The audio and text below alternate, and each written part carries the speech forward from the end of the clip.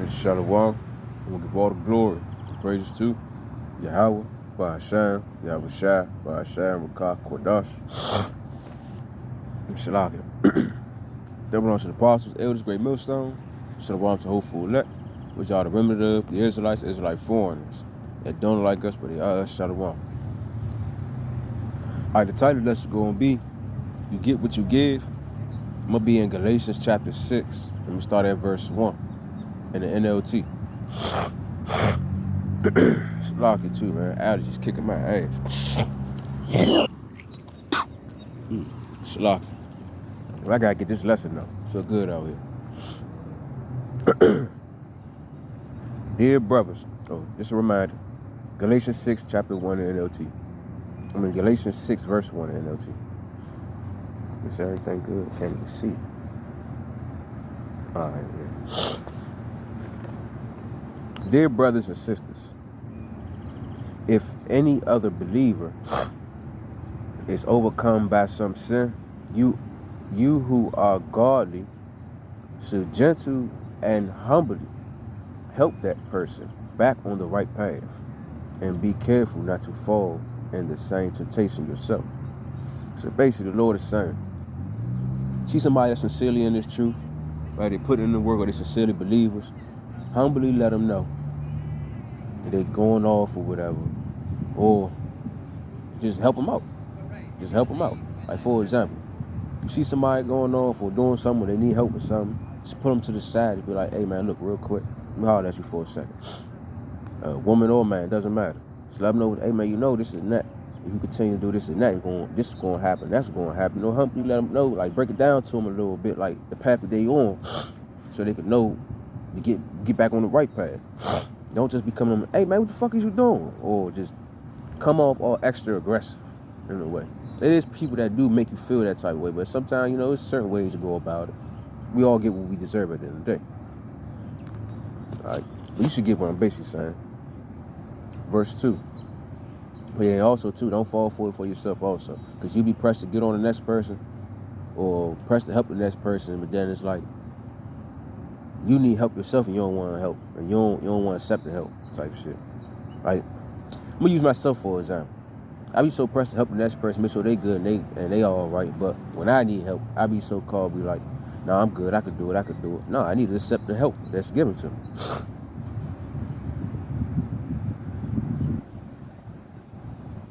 All right, verse 2.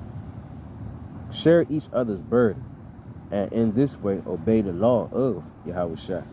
So it's like, in other words, look out for one another, share each other burden, but don't take on the next person's burden. You know, because that's the trouble that they gotta go through at the end of the day. It's the trouble they put upon themselves. But always be willing to look at, give a hand if they in need though. All right, basically, if you think, all right, hold on, before I continue on, because it's like, think about how everybody is right now in this truth. Like they see somebody down and out, they look out for them. You know, they're not gonna take on that whole problem that they got going on, but they're gonna, I leave you in hand to keep you up on your feet, to keep you pushing on your situation. So basically, what I'm saying. All right, verse 3. If you think you are important, if you think you are too important to help someone, you are only fooling yourself. You are not that important. And at the end of the day, if you are here on earth, you need help. You need somebody to help your ass. Even the wicked need help right now. And it's fucked up, but hey, it is what it is. They put it upon themselves. They ain't got no help. So, it is what it is. All right, verse 4. Pay careful attention to your own work, for then you will get the satisfaction of a job well done, and you won't need to compare yourself to anyone else. So basically, Lord telling you, man, pay attention to what you're doing out here. All right, you ain't got to compare yourself to nobody else. Just do the fuck you need to be doing. Pay attention to what you need to be doing. Be careful. Be cautious. That's why he tells us in Ecclesiastes 13:30. Let me just go ahead and go get it. Just go ahead and go get it. Give me one moment.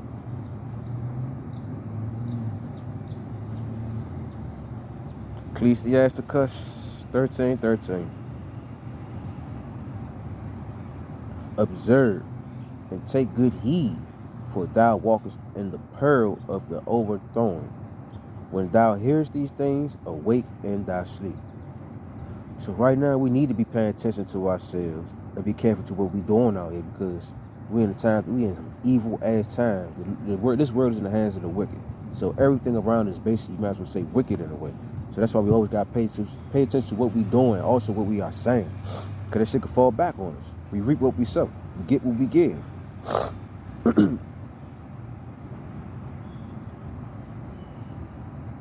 What was that? Salaki. Yeah, I was at 4. I'm gonna read 4 again. Pay careful attention to your own work, for then you will get the satisfaction of a job well done, and you won't need to compare yourself to anyone else, because you did your part at the end of the day. So there's no need for you to stress about the next person, because you did what you had to do. You ain't gotta compare. The Lord not even gonna compare you to anybody else out here, because He already know what's up. Verse 5. For we are each responsible for our own conduct. Sloppy. Make sure I didn't buy up on me. Thought somebody I knew. Let me read verse 5 again. Salaki for that. For we are each responsible for our own conduct. So we gotta pay attention to what we're doing. We are responsible for what we do. Alright.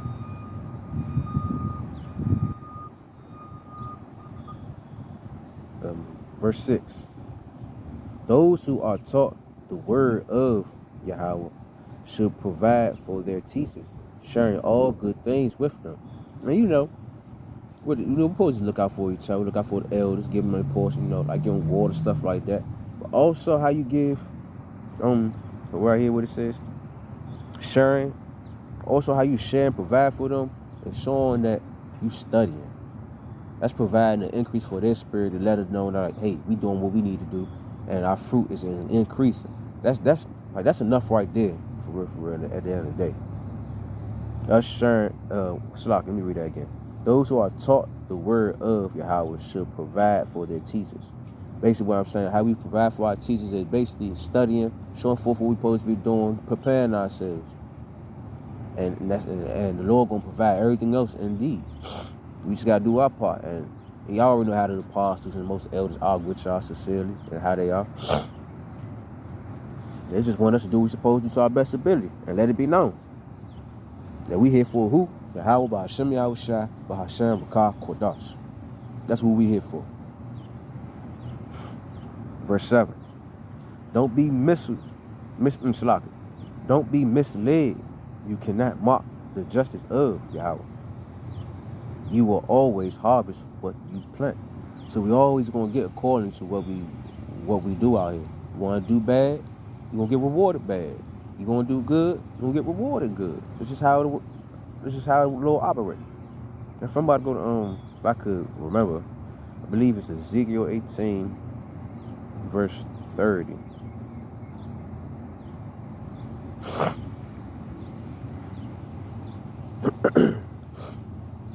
Slock, give me a minute. My bad. All right, Ezekiel 18 and 30.